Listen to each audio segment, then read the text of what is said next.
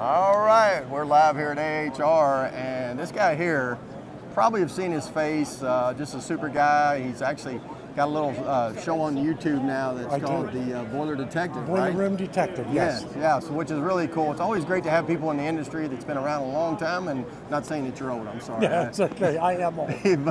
but guys like this in the industry just have so much knowledge, and so Ray stopped by. He's also big into the brewing with steam. I think you wrote a book on that. Maybe talk real quick a little bit about some of the books that you wrote.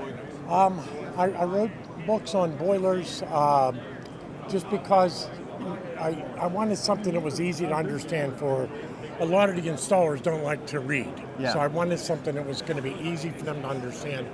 And I wanted to be able to have one book where they could find all the information, the rules of thumb, formulas. And it's worked out pretty well. Yeah. And I started writing about steam brewers because those people, it's like the Wild West. They're running it. They're trying to run their low pressure boilers at 15 psi. Yeah. And then they can't understand why it's popping the relief valve or tripping the limit control. Right, so, right. And you're pretty much. I mean, you do a lot of commercial stuff, right? I do.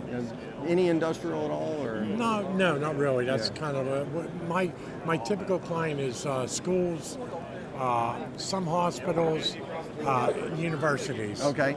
So, typically, you're going to see a fire tube, water tube boiler, a small one, but they're the ones that need the help because they don't know what they're doing. Right. And so I started Boiler Room Detective because I wanted to talk about issues that I've seen out on the job sites. And hopefully be able to save someone, maybe from getting hurt or injured or something. That's right, like that. yeah. So, but I get asked all the time, people say, well, are boilers dangerous? And I say they can be, but not without help from a human being. Right, that's right.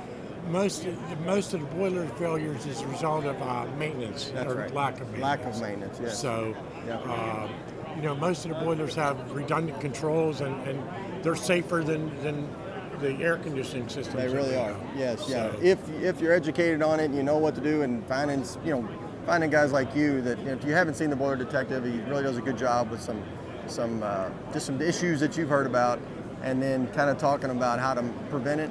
And then even you don't really go much into fixing it, but you do just talk about how to avoid a problem, Yeah. and what I've seen. And, so I love boilers. I'm fascinated with them. Every time I see them, if I see them on a movie, I'm like, oh my God, look, that's Cleaver Brooks. That's right. That's kind of what happens when you become a boiler guy. You kind of get it. Which it's really weird because Freddy Krueger lives in the boiler room, right? I know.